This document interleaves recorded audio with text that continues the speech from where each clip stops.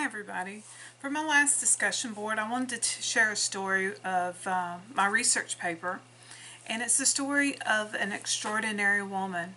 She defied the odds of its time. It was unheard of a woman owning a business, and especially an African American.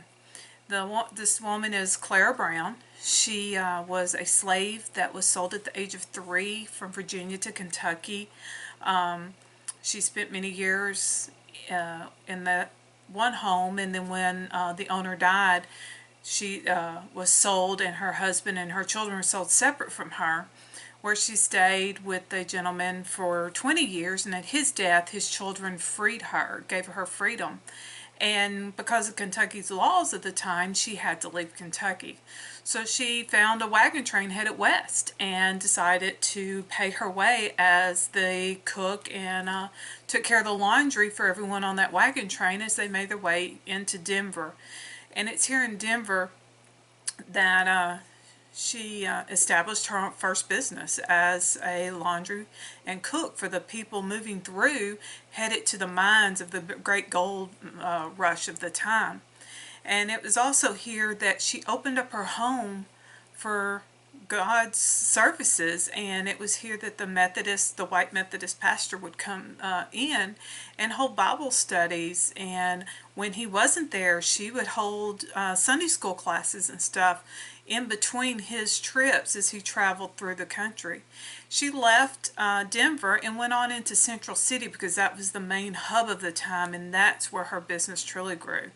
And she began buying land and buying mines, and she would take that money and she would invest it into God's house. And it was through the help of this white Methodist pastor, Jacob Adriance, that she would help build the first non-denominational Protestant church in Denver, Colorado, and then later would build the St. James Methodist Episcopal Church in Central City, Colorado. And they had plaque built at the St. James Methodist Episcopal that says services were held in the home of Aunt Clara Brown, a former slave.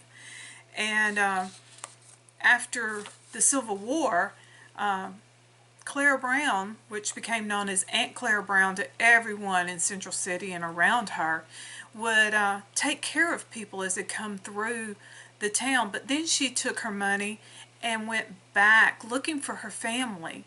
And every time she would go into Kentucky to find them, when she'd come back, she always brought other African Americans back with her, and then she would get them settled in the community, and the people there would join with her and help and establish a life for these people, and then help them move on west if they didn't want to stay. And many adventures back, never finding her kids until a couple of years before her death, she would finally be reunited with one of her daughters and her grandchild.